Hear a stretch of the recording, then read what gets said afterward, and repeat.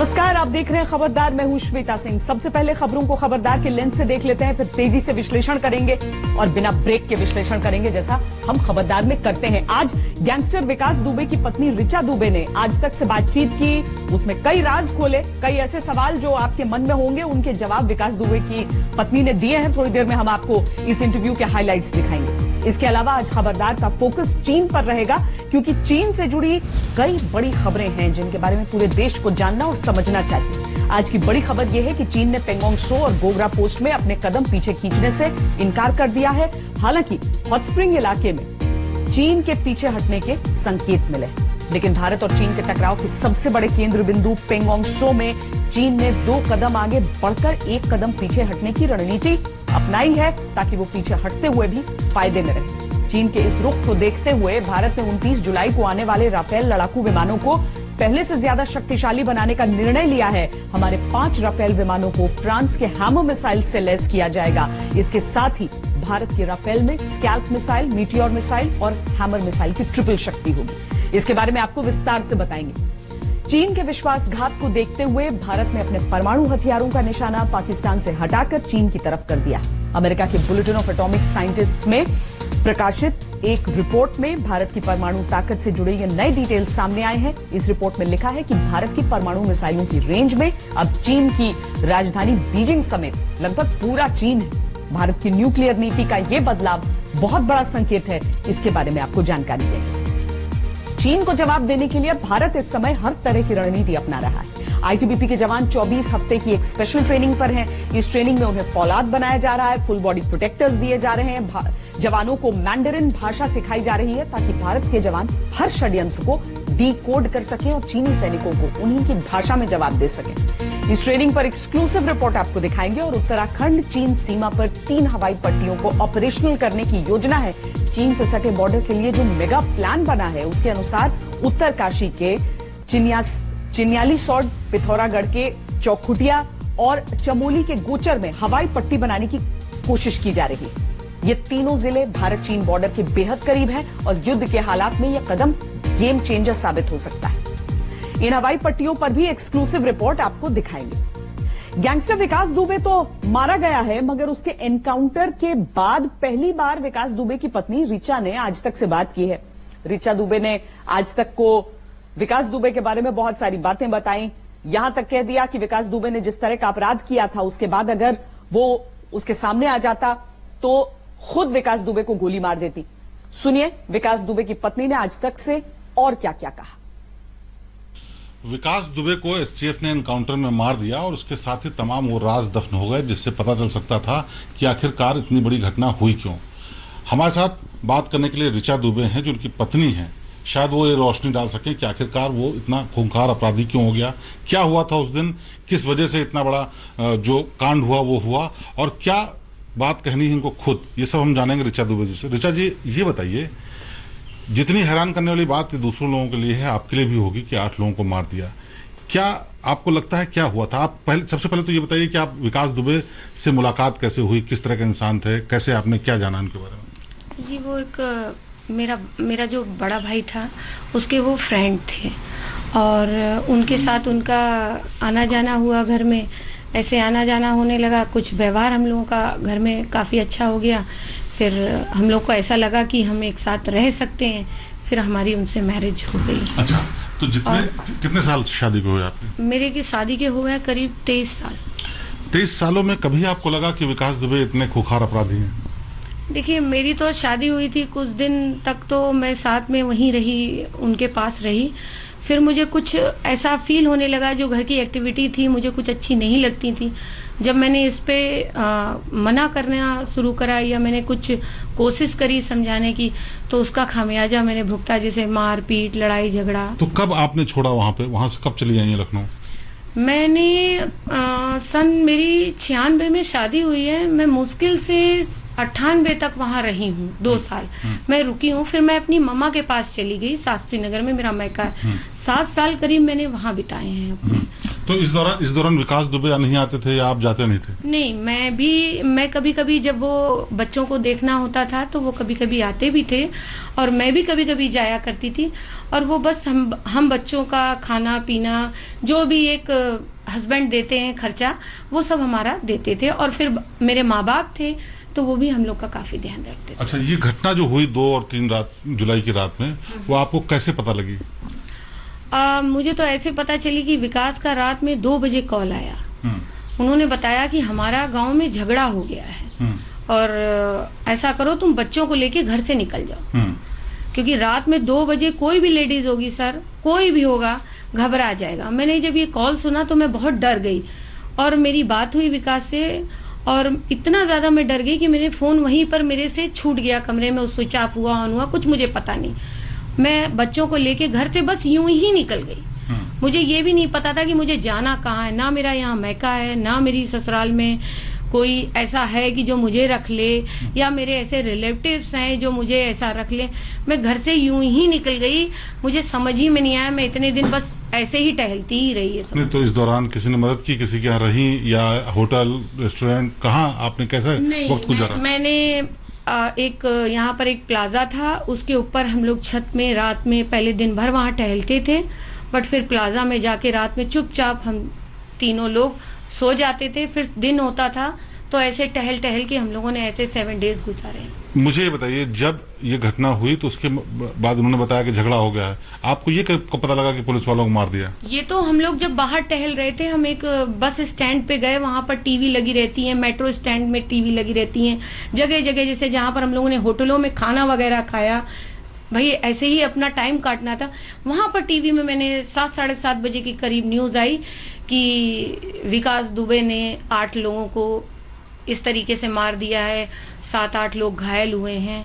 बस ऐसे ही मुझको सब पता। ऋचा जी, जो विकास दुबे ने किया उसके बारे में एक महिला होने के नाते आप क्या कहना चाहेंगे? मैं हाथ जोड़ के अपनी उनसे प्रार्थना करना चाहती हूँ, एक निवेदन करना चाहती हूँ, उनके इस कृत्य पे माफी मांगना चाहती हूँ उन 10 औरतों से और 17 जिनको चोट आई है, कि उनकी गलती की सजा मुझको और मेरे बच्चों को ना भोगनी पड़े और हमको क्षमा करें इस मैटर से, क्योंकि हमारे बच्चों का कोई कृत्य में इसमें नहीं था।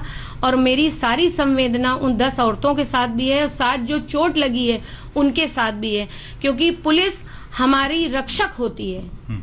एक आखिरी सवाल मैं आपसे और पूछना चाहूंगा, एक आम महिला होने के नाते अगर वो विकास दुबे आपके सामने होते और आपको पता होता है इस तरह हरकत की है, तो आप क्या करती? तो मैं कभी भी नहीं ऐसा कुछ करती, और हो सकता हो कि उस वक्त मैं औरत होके खुद उनको अपने हाथ से गोली मारने की क्षमता रखती, क्योंकि 17 घर बर्बाद होने से अच्छा एक मेरा घर बर्बाद हो जाता तो मैं सह लेती। पर वो 17 घर बर्बाद हुए, उसका गम मैं आज तक मुंह नहीं दिखा पा रही हूँ अपना।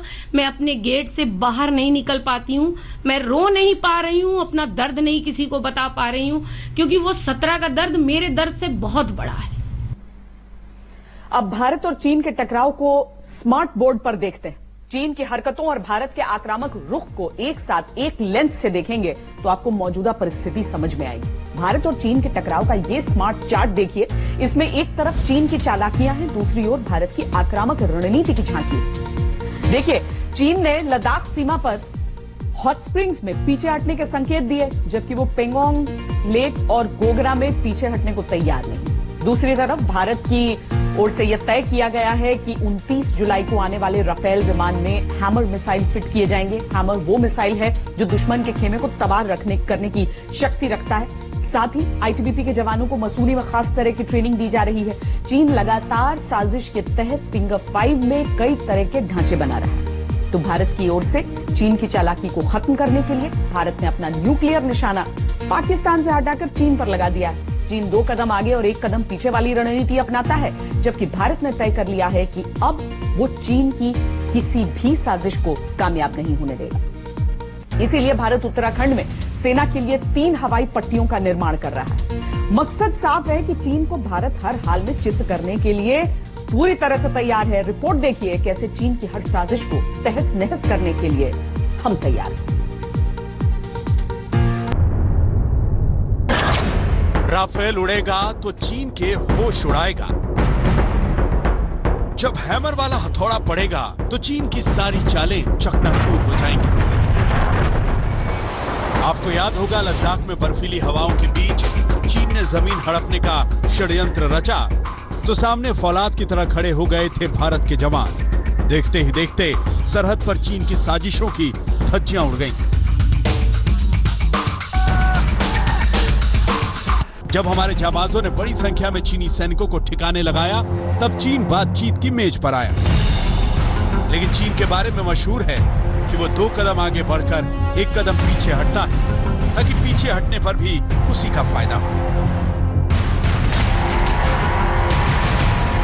एक बार फिर चीन पर धोखेबाजी का ठप्पा लगा, एक बार फिर एलएसी पर अड़ गया है चीन। खबर यह है कि चीन हॉट स्प्रिंग्स में तो पीछे हटने को राजी हो गया है, मगर वो पेंगोंग में पीछे नहीं हटना चाहता। चीन फिंगर 4 और फिंगर 5 इलाके में भी डटे रहना चाहता है। वहां रिज लाइन या छोटे पहाड़ी रास्तों पर चीन की मौजूदगी है। फिंगर 5 के आसपास चीन के कई ढांचे बने हुए हैं। इसके अलावा चीन गोगरा पोस्ट से भी पीछे नहीं हटना चाहता। लद्दाख में कुछ इलाकों से पीछे हटने के बाद एक बार फिर से चीनी सेना ने अपना पुराना रंग दिखाना शुरू कर दिया है। चीनी सेना पेंगोंग त्सो लेक में फिंगर 5 से पीछे हटने को तैयार नहीं दिख रही है। वहीं पूर्वी लद्दाख के अलग अलग इलाकों में चीनी सेना अपनी तैनाती को और मजबूत बना रही है। चीनी सेना की 40,000 से ज्यादा सैनिक इस वक्त भी पूरी तरह से तैयार हैं। कोर कमांडरों की बैठक के बाद चीन ने यह नया पेंच फंसाया। मतलब सीधा है कि चीन गलवान घाटी में तनाव को कम करने की सूरत में काम करने के बजाय तनाव को बढ़ा रहा है। I had noted that the conduct of Chinese forces this year, including the deployment of large body of troops and changes in behavior accompanied by unjustified and untenable claims, has been in complete disregard of all mutual agreements. We have also made it clear that India is fully committed to observing and respecting the LAC and that we will not accept any unilateral attempts to change the status quo along the LAC. लेकिन चीन को यह बात बहुत कायदे से समझ लेनी चाहिए कि भारत ने ठान लिया है कि चीन को किसी भी सूरत में मई से पहले वाली स्थिति में जाना ही होगा। जब तक वो फिंगर 8 तक नहीं लौटता, तब तक भारत से उसका विवाद खत्म नहीं होगा। बात सिर्फ इतनी नहीं है, चीन की आदत को देखते हुए भारत ने पूरी तैयारी कर ली। सरहद पर हमारे जवान पहले से मुस्तैद हैं, सरहद पर हमारे लड़ाकू विमान पहले से मौजूद हैं, मगर चीन की इस नई हरकत के बाद भारत थोड़ा और सख्त हो गया है।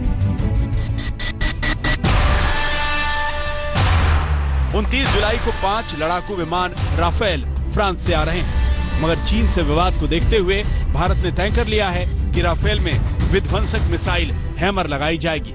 राफेल में पहले से भी कई मारक हथियार लगे हुए हैं। राफेल में हवा से हवा में मार करने वाली मिटियोर मिसाइल लगी है। मिटियोर को विजुअल रेंज मिसाइल की श्रेणी में दुनिया में सबसे खतरनाक माना जाता है। मिटियोर के अलावा राफेल में स्कैल्प मिसाइल भी लगी हुई है। स्कैल्प मिसाइल लंबी दूरी तक मार करने में सक्षम है, लेकिन इसमें हैमर को भी शामिल किया गया है। हैमर राफेल को और विध्वंसक और मजबूत बना देगी। भारत सरकार फ्रांस से ही मंगा रही है हैमर मिसाइल। चीन की हरकतों ने भारत को यह सख्त कदम उठाने पर मजबूर किया है। भारत ने चीन को यह कड़ा संदेश इसलिए दिया है कि अगर चीन नहीं माना तो उसके लिए मुसीबतें और बढ़ जाएंगी, क्योंकि चीन के साथ सीमा विवाद के समय फ्रांस से हैमर मिसाइल मांगना कोई आम बात नहीं है। हैमर यानी highly agile modular munition extended range missiles, और इनकी खासियत ये है कि ये पहाड़ी इलाकों और खास तौर पर ईस्टर्न लद्दाख में बने हुए दुश्मन के बंकरों और मजबूत शेल्टर्स को ध्वस्त कर सकती हैं, यानी पूरी तरह से नेस्तनाबूद कर सकती हैं। कुल मिला के ये कहेंगे कि राफेल और उसके साथ की इस पूरी वेपनरी के आने के बाद भारतीय वायुसेना का दमखम बढ़ेगा और चीन जैसा मिलिट्री पावर में सक्षम देश भी हमें हल्के में नहीं ले सकेगा।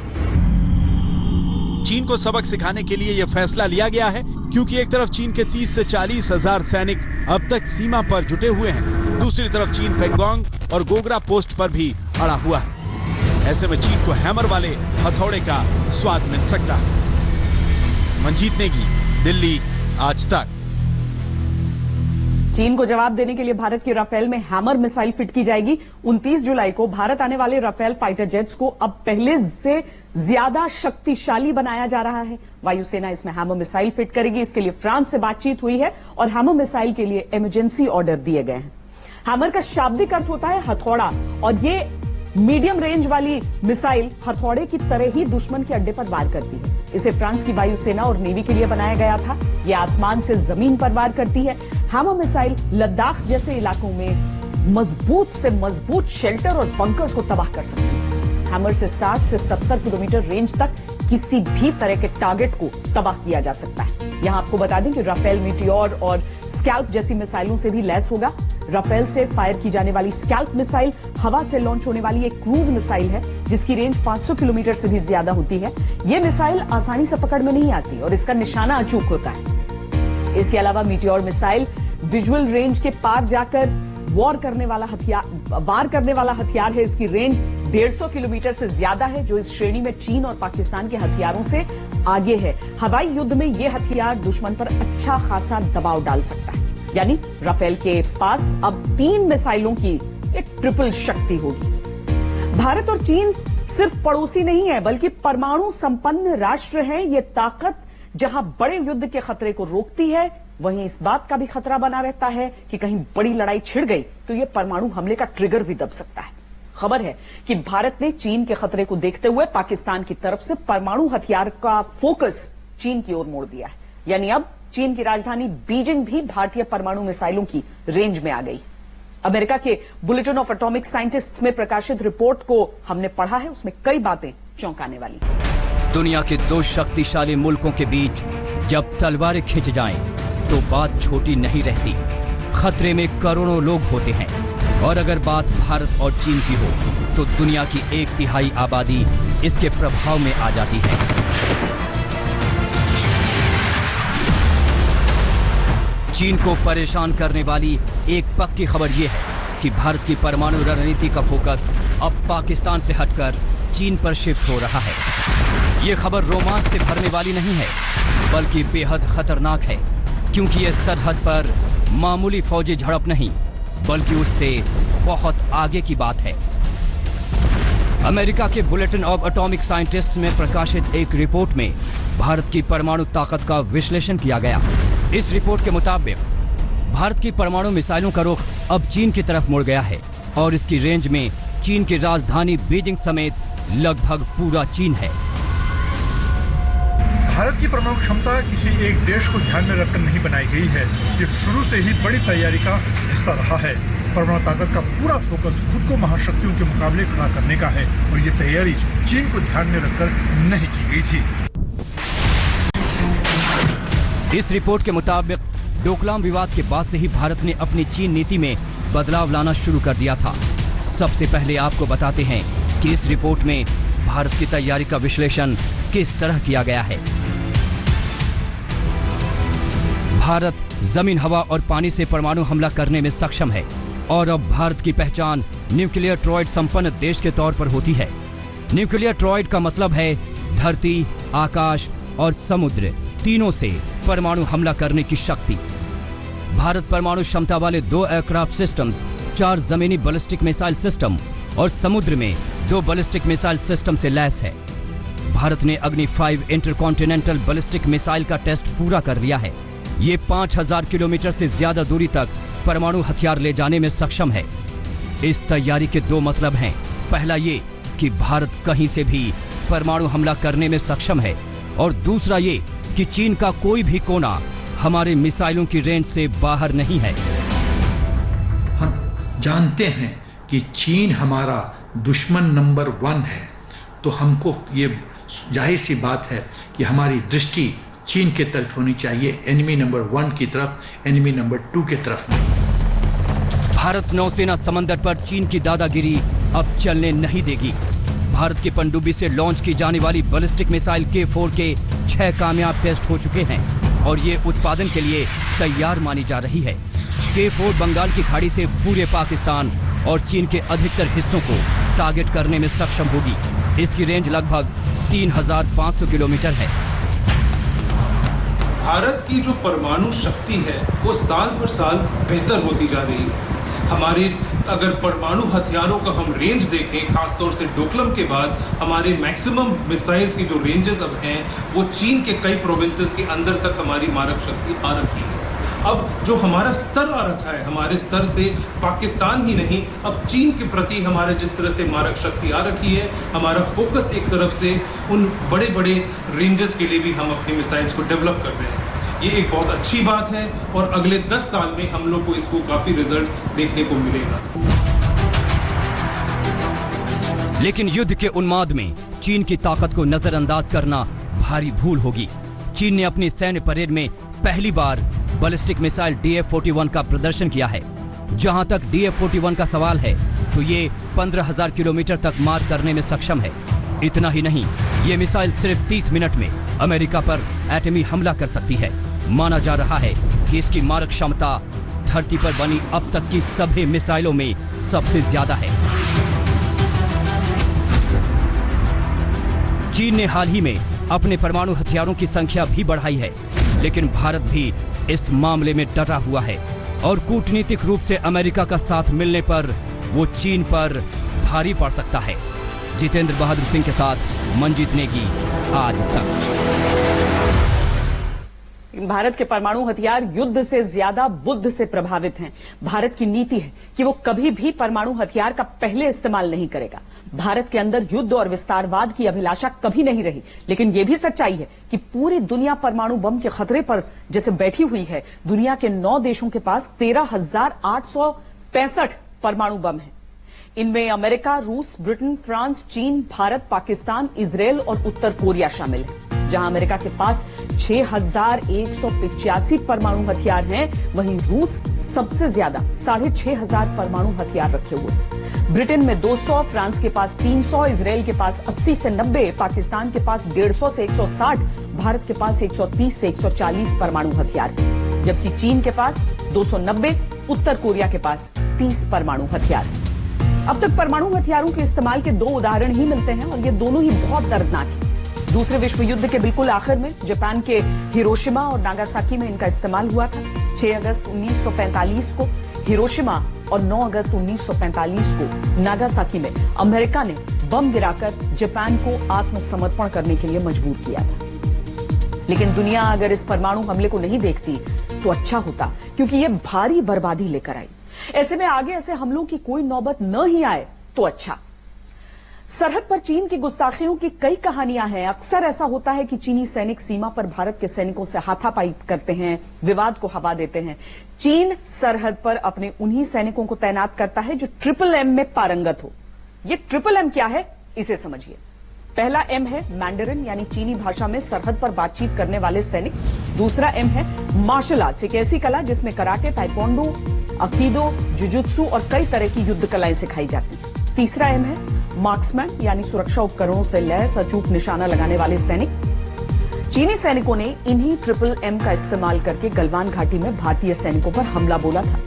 ध्यान से देखिए, ये वो हथियार थे जिनसे भारतीय सैनिकों पर गलवान में हमला किया गया था और हमारे सैनिकों को लहूलुहान किया गया था। मगर चीन की तर्ज पर अब भारतीय सैनिक भी MMM का प्रयोग कर रहे हैं। चीनी सैनिकों की तरह ही भारतीय सैनिक मैंडरिन भाषा सीख रहे हैं ताकि वो चीनी सैनिकों से उनकी भाषा में बात कर सकें। अगर वो साजिश रच रहे हैं तो उसे सुन सकें। चीनी सैनिकों की तरह ही हमारे जवान मार्शल आर्ट सीख रहे हैं ताकि सीधी लड़ाई में वो चीनी सैनिकों पर भारी पड़े। चीनी सैनिकों की तरह ही हमारे ITBP के जवान भी सुरक्षा कवच से लैस होंगे और दुश्मन पर अचूक निशाना लगाएंगे। मसूरी में ITBP के जवानों की जो ट्रेनिंग चल रही है उसकी ग्राउंड रिपोर्ट देखिए। चीनी सैनिक अगर इन जवानों से टकराए तो बिखर जाएंगे। चीनी सैनिक इन जवानों के सामने आए तो बहुत चोट खाएंगे। ITBP के जवान जिन्हें चीन से जुड़ी सरहद पर तैनात किया जाना है, मगर तैनाती से पहले इनकी ट्रेनिंग देखिए। एक एक जवान को ऐसे तैयार किया जा रहा है कि वो 10-10 चीनी सैनिकों का काम तमाम कर दे। ये जवान अपने शरीर को चट्टान बना रहे हैं ताकि दुश्मन हाथापाई करे तो ये उसका कचूमर निकाल दे। जरा सी भी चूक सरहद पर बहुत बड़ा जख्म दे देगी, इसीलिए इन्हें हर उस मुश्किल समय के लिए तैयार किया जा रहा है जो सरहद पर कभी भी आ सकता है। जवानों को अचूक निशानेबाजी सिखाई जा रही है ताकि अगर दुश्मन फायरिंग करे तो उसे मुंह तोड़ जवाब मिले। जवानों को सिखाया जा रहा है कि अगर दुश्मन छिपकर बैठा हो तो उसे कैसे तलाशा जाए और कैसे उनका काम तमाम किया जाए।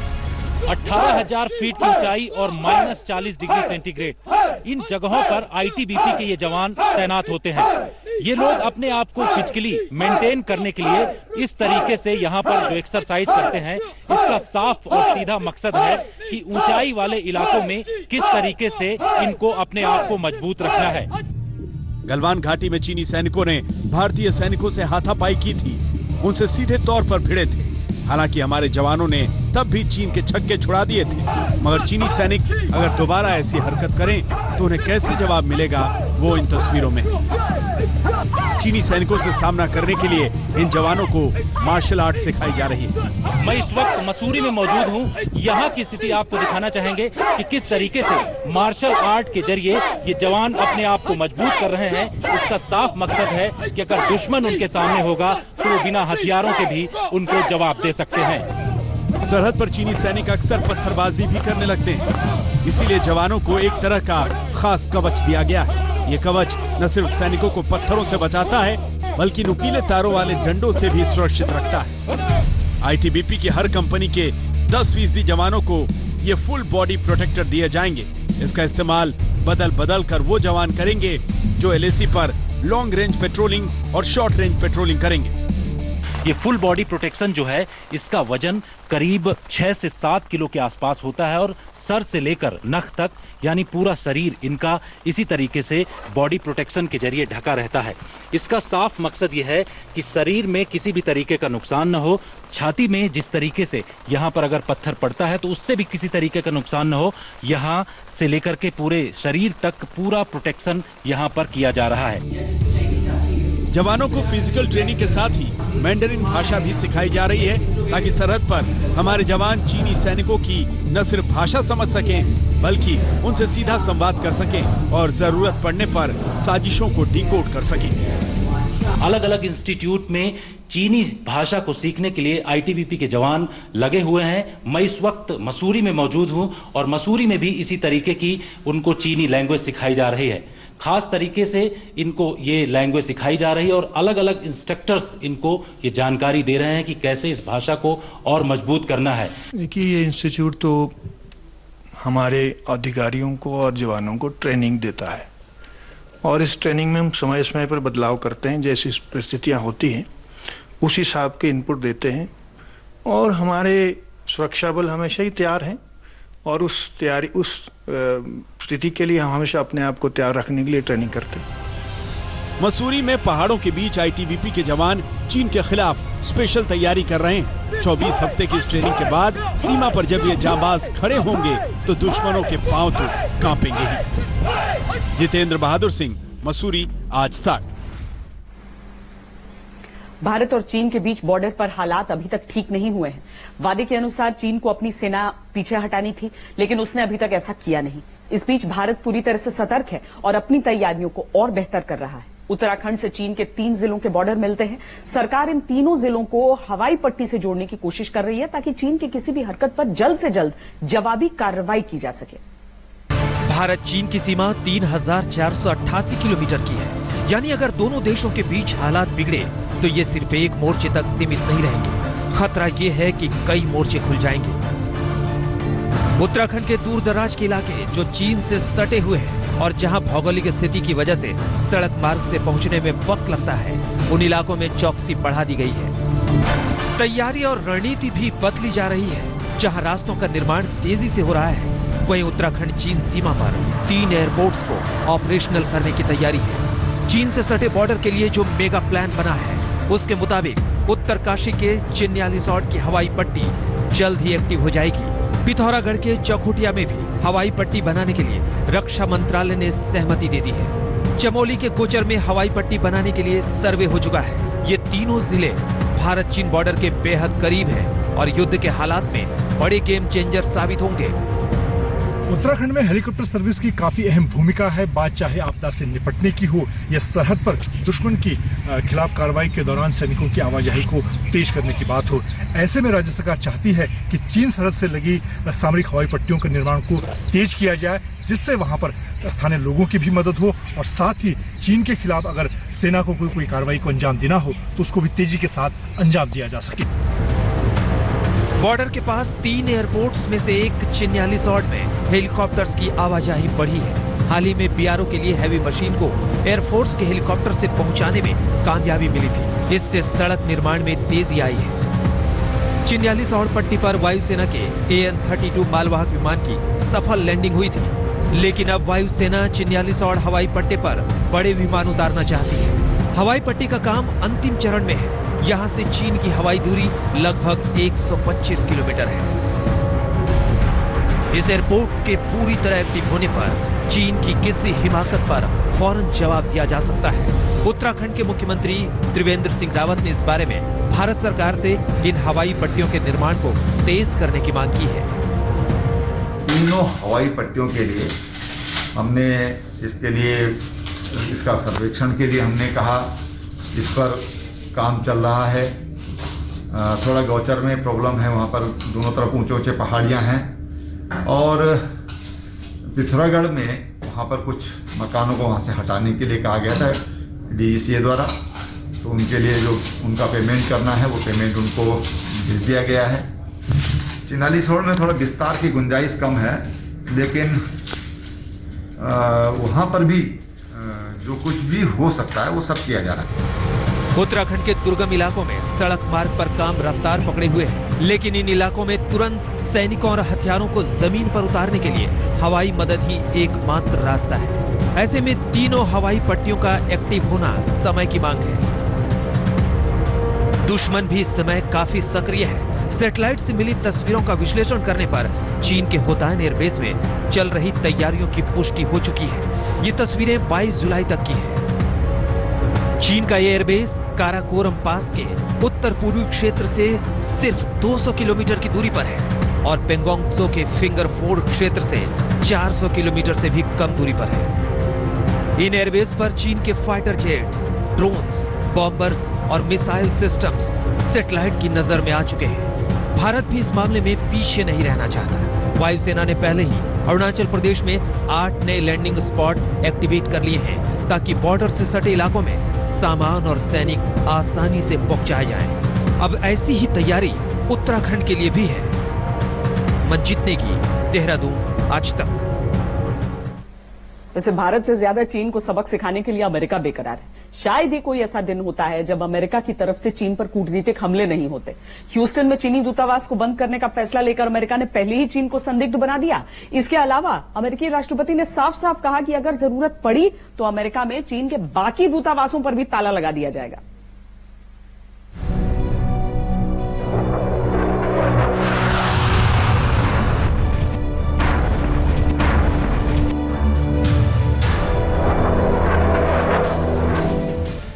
चीन और अमेरिका के बीच हर गुजरते पल के साथ कड़वाहट बढ़ती जा रही है। अमेरिका इस कदर तिलमिलाया हुआ है कि उसे जहां भी मौका मिल रहा है वो चीन को सबक सिखा रहा है। अमेरिका ने ठान लिया है कि चीन को वो किसी भी सूरत में बख्शेगा नहीं। ताजा मामला ह्यूस्टन का है, जहां अमेरिका ने तय किया कि चीनी दूतावास को बंद कर दिया जाएगा, क्योंकि चीनी दूतावास में ऐसी गतिविधियां चल रही थी जो अमेरिका के हित में नहीं है।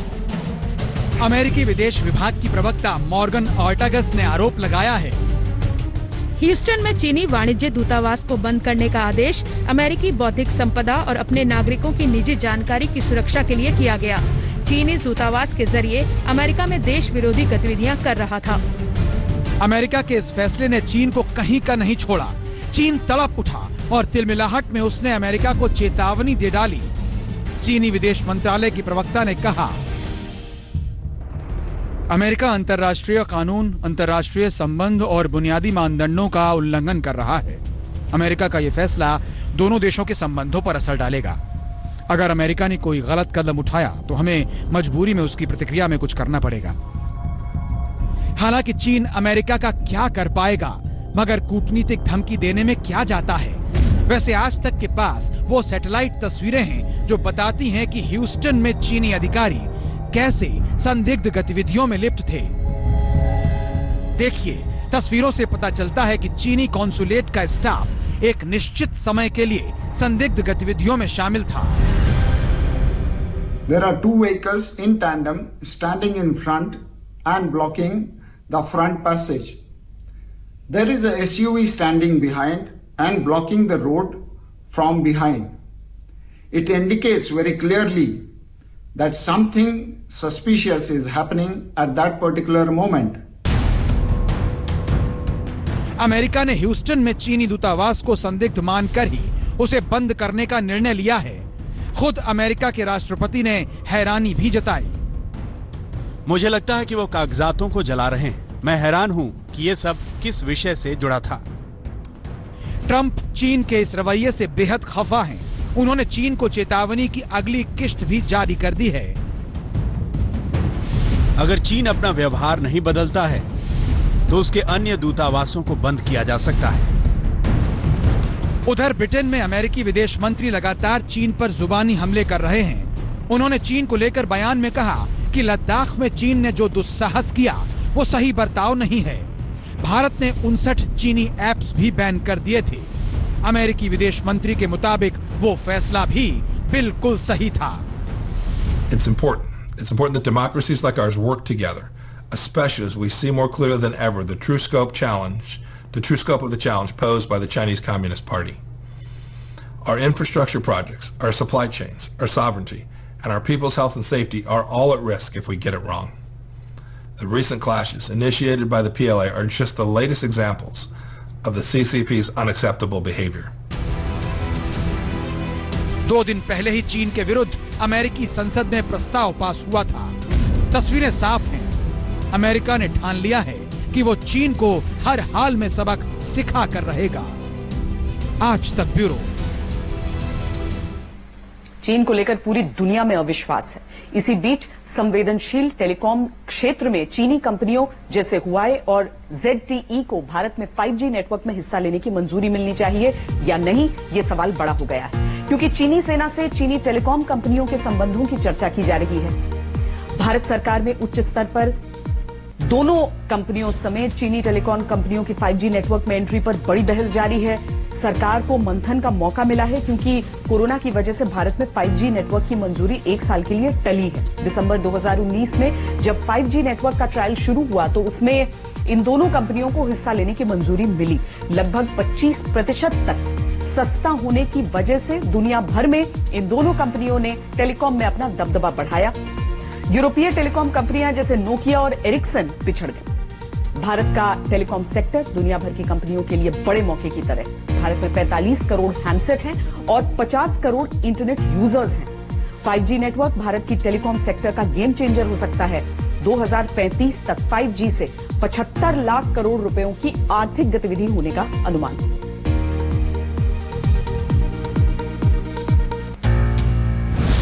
टेलीकॉम बड़ा बाजार है, लेकिन इसकी संवेदनशीलता को दुनिया के देश समझने लगे हैं। आज तक की डेटा इंटेलिजेंस यूनिट के इस नक्शे पर आप देख सकते हैं कि चीनी कंपनी हुआई के 5G नेटवर्क को लेकर कहां प्रतिबंध है, कहां प्रतिबंध नहीं है, कहां इसका सीमित इस्तेमाल है और कहां फैसला होना बाकी है। भारत में 5G नेटवर्क में इसके शामिल होने को मंजूरी देने पर फैसला होना अभी बाकी है। सफेद रंग से दिखाए गए इलाकों में 5G नेटवर्क को लेकर जानकारी नहीं है।